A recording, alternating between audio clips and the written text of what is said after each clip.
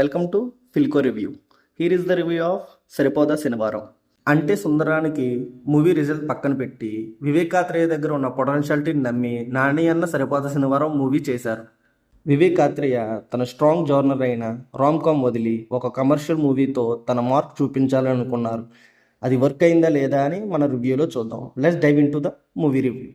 Main plot విషయానికి వస్తే మన సూర్య తనకు వచ్చిన కోపం కంట్రోల్ చేయడానికి వాళ్ళ అమ్మకి ఇచ్చిన మాట కోసం వీక్లో శనివారాన్ని తన కోపం తీర్చుకోవడానికి ఎంచుకుంటాడు. ఈ కారణం వల్ల మన హీరోకు వచ్చిన ఇబ్బందులు, సూర్యకి ఇన్స్పెక్టర్ దయాకి సోకులపాలానికి ఎలాంటి సంబంధం ఉంది అని మనం థియేటర్లో చూస్తాం. మన వివేకాత్రేయ ఒక డిఫరెంట్ స్టోరీని ప్రజెంట్ చేస్తూ తన మార్క్ చూపించాలనుకుని కొన్ని ప్లేసెస్లోనే తన మార్క్ని చూపించి ఒక regular commercial mass masala format మూవీగా ఈ సరిపోదా శనివారం మూవీని మన ముందుకు తీసుకువచ్చారు. మూవీ స్టార్ట్ అవ్వడమే మెయిన్ ప్లాట్ అయిన సాటర్డే రోజునే హీరో ఎందుకు కొడతాడన్న పాయింట్ని మంచిగా రీజన్స్ ఇచ్చుకుంటూ మన సూర్య అండ్ ఇన్స్పెక్టర్ దయా క్యారెక్టర్ని ఎస్టాబ్లిష్ చేయడంలో సూపర్గా స్క్రీన్ ప్లే రాసుకున్నారు మన వివేకాత్రేయ. క్యారెక్టర్స్లో వేరియేషన్ చూపించడంలో Nani and SJ Suryah sir ఒకరితో ఒకరు పోటీ పడ్డారు. ఫస్ట్ 45 minutes సూర్య క్యారెక్టర్ని మూవీలో మెయిన్ ప్లాట్ని నెరేట్ చేస్తే నెక్స్ట్ వచ్చి 25 minutes దయా క్యారెక్టర్ని సోకులపాలెం మీద దయాకు ఉన్న ఫ్రస్ట్రేషన్ని చూపిస్తారు.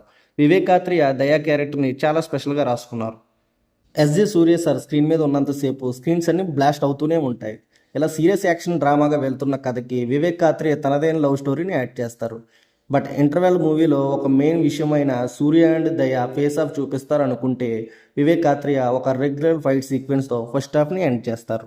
అక్కడక్కడ యాక్షన్ సీక్వెన్స్ ఎక్స్పెక్ట్ చేసినట్లు ఉన్న లవ్ స్టోరీ కొంచెం సాగదీసినట్లు అనిపించిన సూర్య అండ్ దయ క్యారెక్టర్ని డిజైన్ చేసుకున్న విధానం వల్ల ఫస్ట్ హాఫ్ అయితే చాలా బాగా ఎంజాయ్ చేస్తాం.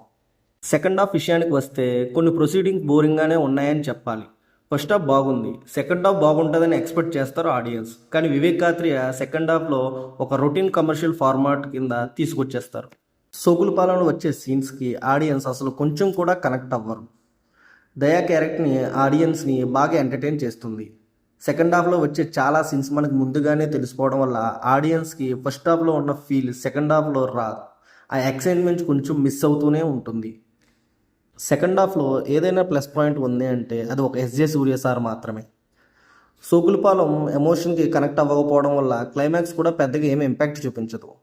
ఫైనల్గా వివేకాత్రేయ మార్క్ అక్కడక్కడ కనిపిస్తూ Nani and SJ Suryah sir క్యారెక్టర్స్కి వచ్చే ఇండివిజువల్ సీన్స్ కోసం ఒకసారి మూవీని థియేటర్లో చూడవచ్చు.